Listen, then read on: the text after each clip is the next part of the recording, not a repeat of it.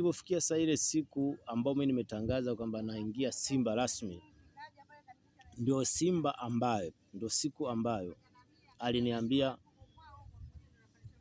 nina mazungumzo na wewe. Kesho nilivyoamkia pale akaniambia sasa tumeshakuwa maji na mafuta. Nikasema tumekuwa maji na mafuta kwa namna gani mzee Juma? Nisingependa kumtaja jina, basi imetoka. Kwa nini tuwe maji na mafuta?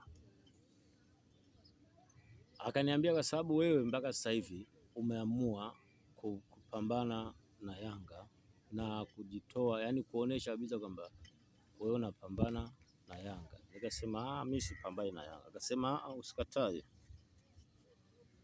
usikatae, sababu ungekuwa upambani na Yanga usingekuwa unasema Yanga Simba haitachukua kombe, Yanga haitachukua kombe, Yanga hivi na hivi, kila kitu Yanga. Sasa nikwambie tu kitu, mimi jambo la wewe kumuoa binti yangu itabidi ulisitishe. Nikamwambia kwa nini mzee wangu nisitishe swala la kuoa? Mbona havihusiani? Sasa mipira na kuoa mbona ni vitu tofauti mzee wangu? Usifanye hivyo mzee wangu. Akaniambia hivi, kama mimi ndo nilimzaa yule binti basi utamuoa, lakini kama mimi sio nilimzaa yule binti